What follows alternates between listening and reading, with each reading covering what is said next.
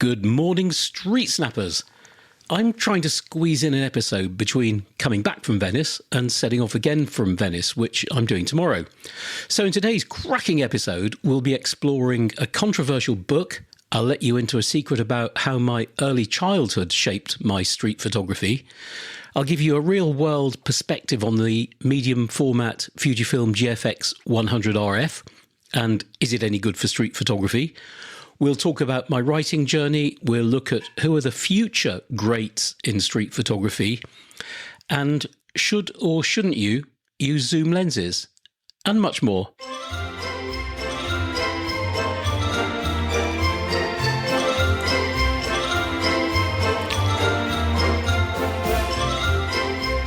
I'll start with a big thank you, and it's to all those of you who have written into me or messaged me with words of support and encouragement for the show. I'm so grateful. It really does spur me on to do more of this. As you know, I'm a bit of a beginner at all this stuff. I particularly like the comment from Graham, who said it was like sitting in a cafe with a group of pals chatting about street photography. Thanks, Graham. I really like that. Quite a few people have said, why don't you do a Patreon and we'll support you? Well, interesting idea, but it's not really my way, and it just feels like putting a begging bowl out there, and I'm a bit uncomfortable with that whole idea, and it just feels a bit desperate, to me anyway. But I tell you what, if ever you see me in the pub, I'll happily take a pint off you.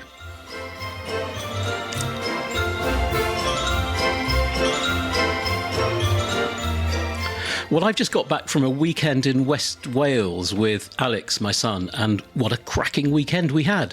Except, of course, for sitting in the pub, watching the rugby and watching England getting thrashed by Italy. Yes, Italy, for the first time ever, I think. Can you believe it? We did lots of coastal walking, stunning scenery around Abu Dhabi, by the way. Right, kind of in the middle of West Wales. Beautiful. And I took a fair few pictures, but nothing you could call street photography. But who cares? Do labels matter? Of course they don't. Except maybe if I take something which isn't street photography, and then I call it street photography. Now that's a different matter, and probably a subject for another day. I don't know about where you are, but round here, I sense the weather's about to turn, and I think I can feel spring in the air. Which is very welcome after what seems like biblical rain since round about the start of the year. Not great for street photography, was it? But during these rainy days in recent weeks, I've been thinking about some of the qualities we need to be a good street photographer, as you do. And somehow it got me thinking about my childhood. And I often do this. I think the older we get, the more we think about our childhood, don't we? Well, I do. And I just have this need to reconnect with my childhood. Is that odd, or is that just me? I don't know. So I was, and still am obviously, an only child. And while I always had plenty of friends and great attentive parents, being an only child inevitably means you spend more time alone. In some of what I would say were the formative years, we lived about 2 or 3 miles from the town centre. And the town centre was a place I loved. Back in those days, our town centre was quite stylish and quite grand in a Victorian kind of way. Less so these days, of course. And I spent lots of time there. Any excuse, and I'd be off into town, either on the bus or more likely walking it, sometimes to meet pals, but often just on my own. Now, I'm no loner, but I just quite like my own company. Maybe it's the only child thing. I didn't have any particular purpose in mind, just being there was enough. I walked and I walked and I walked and I observed, just watching people doing their thing. I didn't realise at the time, but I think I was becoming an avid people watcher. So the street was a place where I felt comfortable. I was kind of engaged with street life and really interested in everything going on around me. The street was my happy place. I think I really looked hard at stuff rather than simply casually noticing things. And this was all happening at a time when I was just getting into photography, although at that time I didn't even know about the existence of street photography. And this all got me thinking that as a street photographer, you have to like the streets. You have to feel comfortable there. You need to understand the streets, the rhythm, the ebb and the flow, the sounds and the smells. And that reminds me, of course, of that great Bruce Gilden quote. You need to smell the street when you look at a picture. And I think I've always been lucky in that I've had a natural nose for the street. Let's now have a look at a couple of questions, and the first is from Dave. Take it away, Dave. Hi Brian, it's Dave Boehm here. I'm a Manchester-based street photographer. When anyone starts to be seriously interested in street photography, we cast back as much as 70 years to the greats like Winogrand, Leiter, Meyerowitz and Irwit, and so many others. Now, I'd like your perspective on who will be the classic street photographers from now who will be remembered in about 50 years' time. You can include yourself in that, and I'm willing to take the hit too if it comes to that. Anyway, looking forward to hearing from you. My Instagram is streets_up north. By the way, if anyone wants to follow me. I've got to say, you lot are coming up with some great questions. I think in order to answer this one properly, we need to look at how street photography is changing. And a lot has changed over the previous 70 years or so. A lot of the street photographers you mentioned, Dave, based their work on the stylish streets of cities like New York, which were going through immense change at the time. And we look at those scenes now with almost a sense of affectionate nostalgia, knowing that it's near impossible to replicate that kind of work today.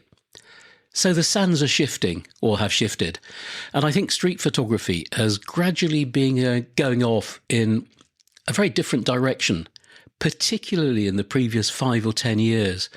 And what we're seeing now is a far greater emphasis on the aesthetic, and the way an image looks is gradually becoming just as important, or even more important, than what it contains. So against this context, we have people like Harry Groyart, almost one of the oldies, but very much alive and kicking and shooting. There's Georgiu Pinkasov, Olga Karlovac, Trent Park, Dido Moriyama, Alex Webb, of course. You could look at any of these people's pictures and immediately know who took them. Then there's a number of contemporary street photographers who use coincidence extremely well. Vineet Vora from India, Pau Boscato, Jonathan Higby, Matt Stewart, Niels Jorgensen, Nick Hans. I think all these guys will be remembered. And what we have to accept is that street photography is changing. It ain't what it used to be. But thinking about this question a bit more, there's just so much out there these days that it's just way more difficult to cut through all the crap and find bodies of work that actually stand out. So I know I've rambled on a bit here, Dave, but I've mentioned a few names and I hope that helps. Right, shall we do another question? Why not? What have we got here? Okay, here we go. Are you a zoomer? If so, this question from Nick should be of interest. Off you go, Nick. This is Nick from Dartmouth. I seem to be in a minority as I prefer zoom lenses for their flexibility as opposed to prime lenses. The only time I use prime lenses is at night when I need their wide apertures. Wondering what your thoughts are. Well, Nick, I'm personally not a fan of using zooms for street photography for four principal reasons. Firstly, the act of zooming means that you're slightly distracted and possibly thinking about the wrong thing. You're more focused on stuff like the perfect composition than you are on the moment. So your attention is in the wrong place. Secondly, most zoom lenses are not exactly discreet, at least compared to primes. They make your camera look bigger and more obvious.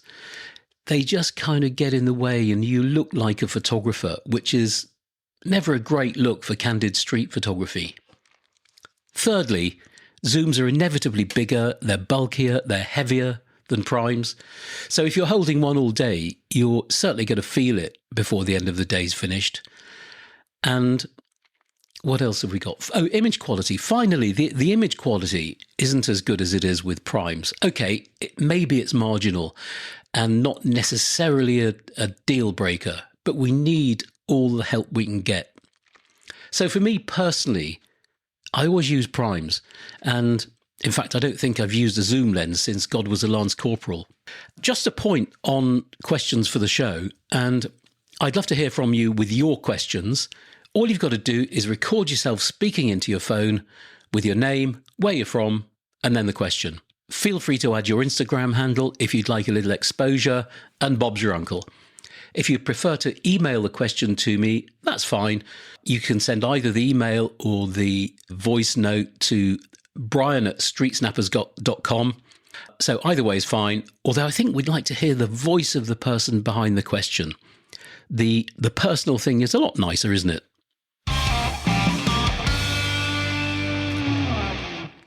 Let's talk about gear for a bit. Now, you know this isn't really a gear program, but we've got to mention it occasionally because I know some of you folks are interested in it.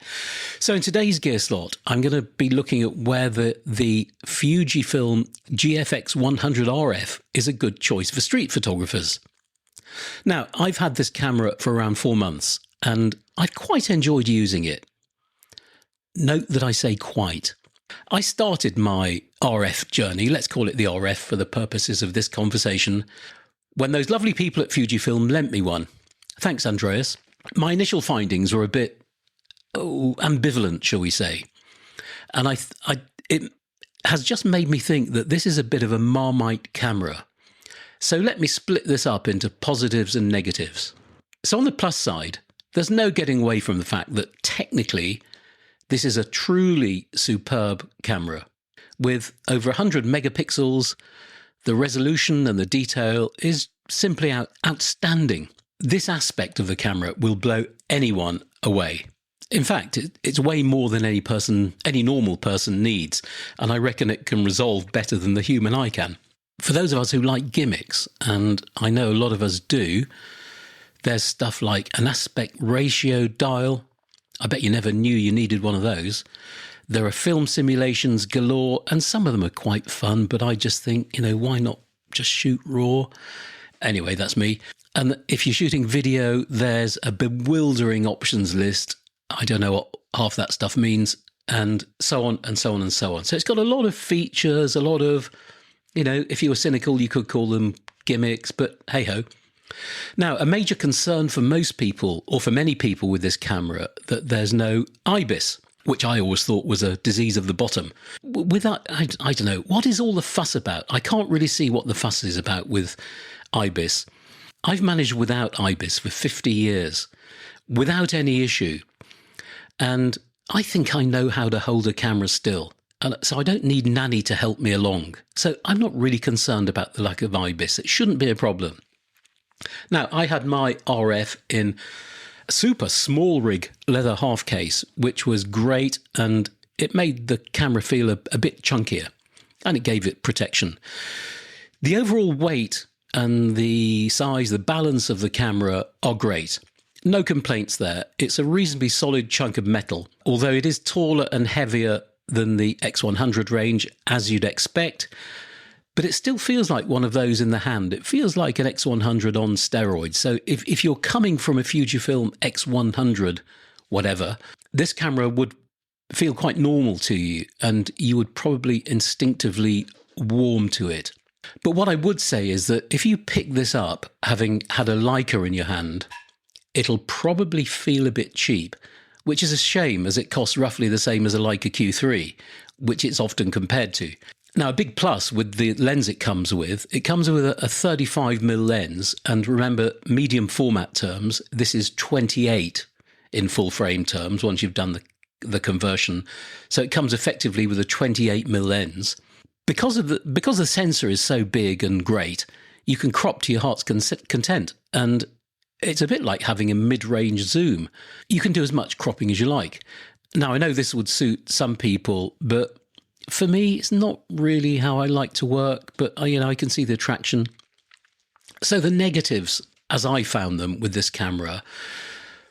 Firstly, the restriction of the lens, not the fact that it's a fixed 28mm lens, but the fact that the maximum aperture is f4, which, okay, in full frame equivalent means around f3.2.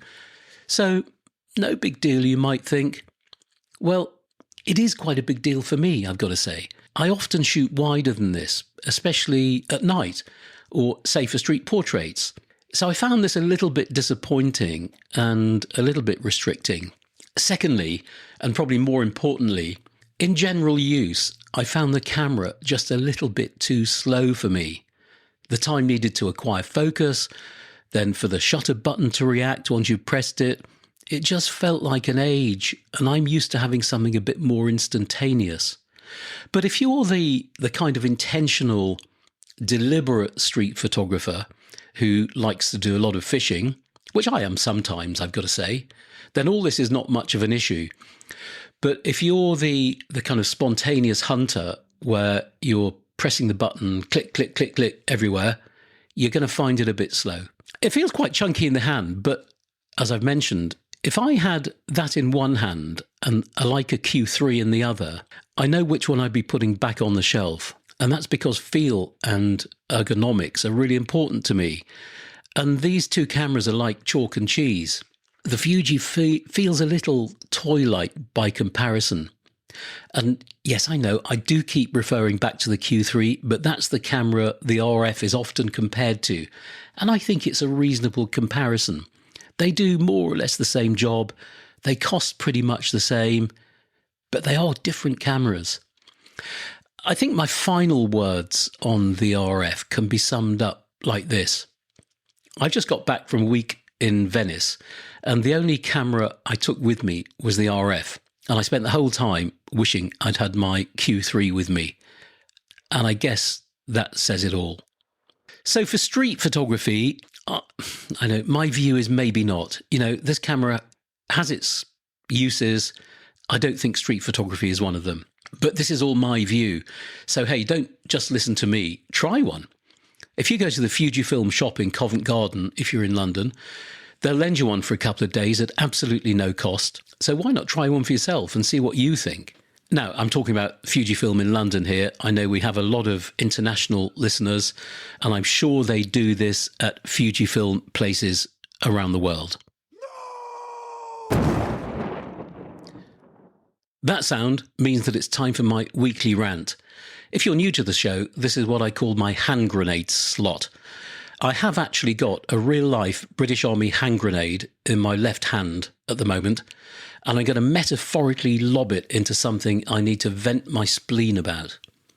And this week, it's what's in my bag.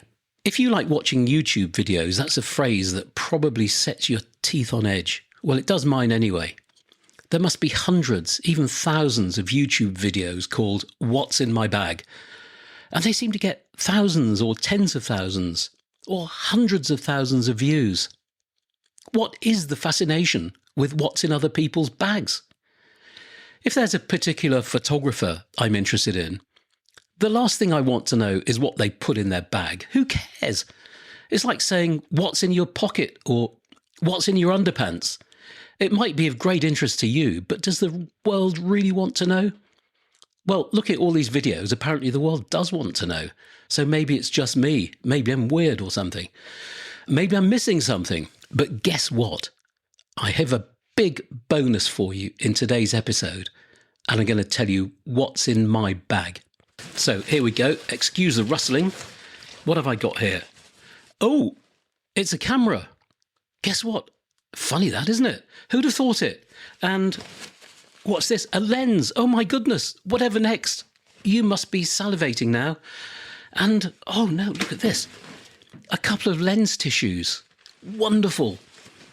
And a spare battery. This is so exciting, isn't it? Of course it isn't. I could go on, but I will spare you the tedium. What's in my bag needs to go into room 101.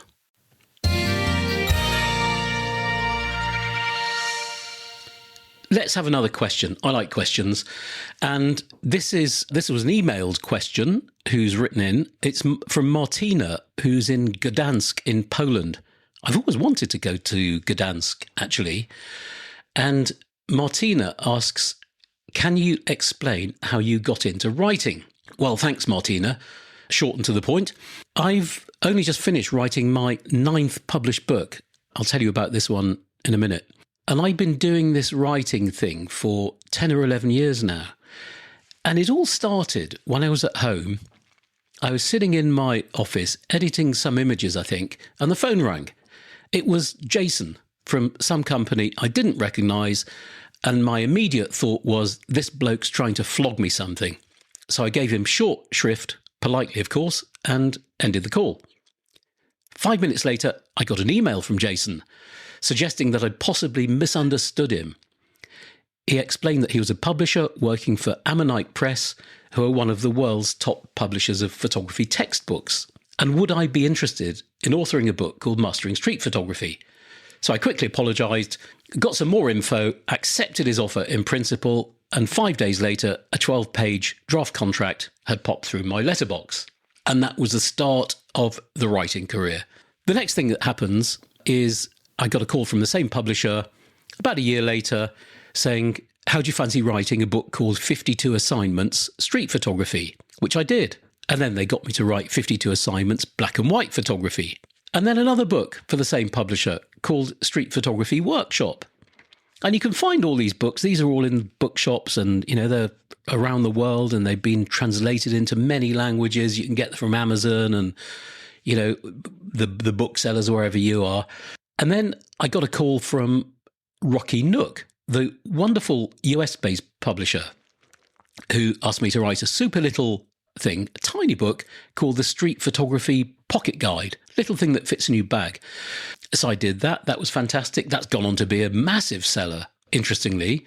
Then I got another call from our Ammonite Press saying, would you write 52 Assignments Portraits? Which has nothing to do with street photography, of course, but I was flattered to be asked. And, portraits have always been part of my life. So I said, yeah, why not? And then I got another call from Rocky Nook. This was probably about 18 months ago. We'd like you to write a book.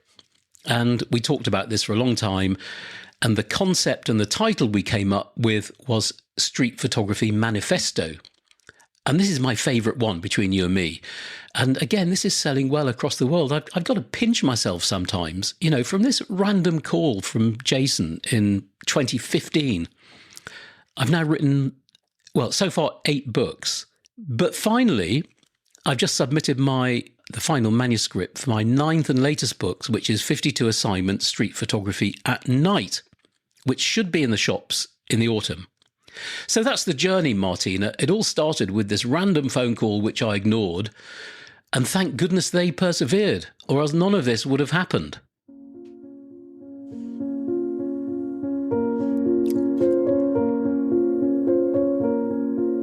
Do you like the soothing music? It means it's book time, so make yourself comfortable and I'll read you a nice story. Well, not quite. Oh, it sounded a bit Alan Partridge there. Not quite, but I've got in my hand a delightful book by William Egglesto, Billy Eggs to his friends, and I wanted to tell you about it. It's called Guide, and I think it was William's first serious published book. Guide was published in 1976 to feature alongside his landmark exhibition at the Museum of Modern Arts in New York. And it was thought to be, at the time, a very influential and even controversial book. And I say controversial because it was all about colour. And at that time, the photographic establishment viewed colour with great suspicion. It was for amateur snappers, whereas black and white was for artists. And that's people like you and me, by the way. Critics often referred to Egglesto's work as boring or trivial. Now, this is a book I think everyone needs to see. Most of the images were shot around Memphis and the Mississippi Delta, and they're mostly mundane scenes of things like car parks, diners, suburban streets, light bulbs, signage, cars, anonymous interiors. There are a few people here and there, but it's not really about people. And the key word here is mundane.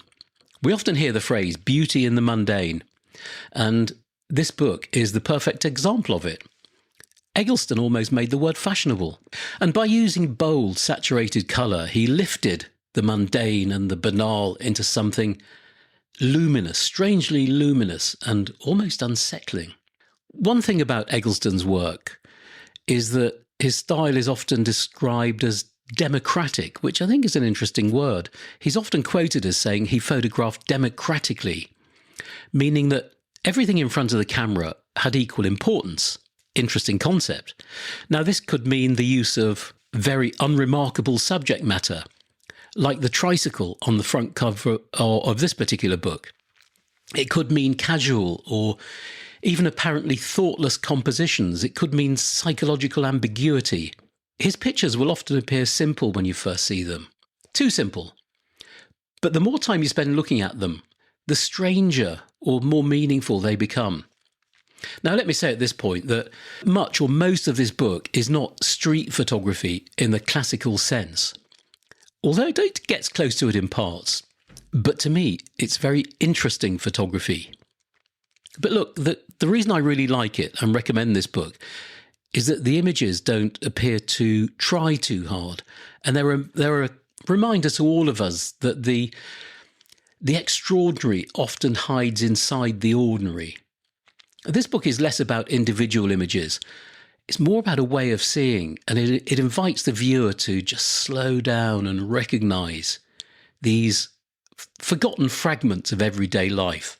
There are something like 112 pages in the book, containing around 50 plates, and there's a really interesting, comprehensive foreword by John Sarkowski, which talks about Eggleston's life and work. Now, I'm sure most bookshops will stock this great book, but I have put an Amazon link in the show notes for you.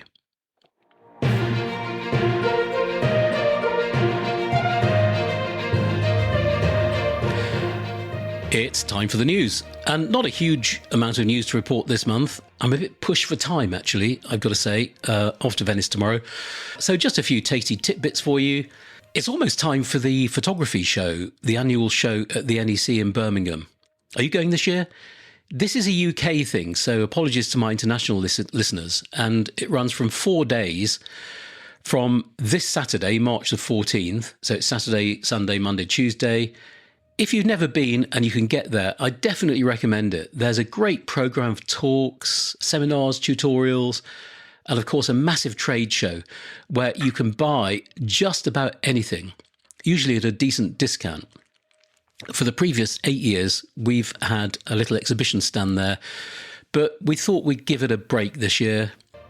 Next month, our little workshop business, Street Snappers, will be 11 years old, and I've lost count of how many street and documentary workshops we've done since those early days in 2015. But I can sense there is a new chapter around the corner.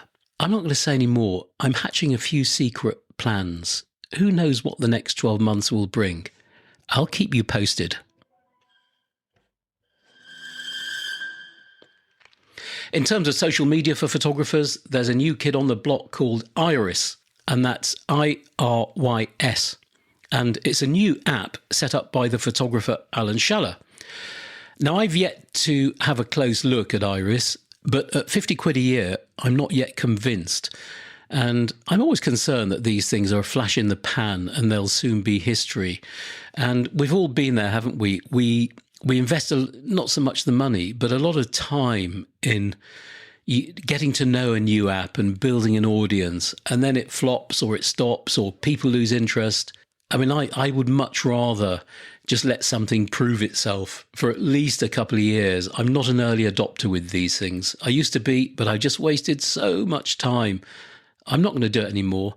Anyway, I wish Alan all the best with this, and I'm very happy to be proved wrong. I really hope it does well. Do you have experience of IBIS? Anybody out there using it, good or bad? If so, let me know what you think. And, you know, I'd love to do a piece on it. I'll have a closer look at it and I'll report back on here at some point in the future.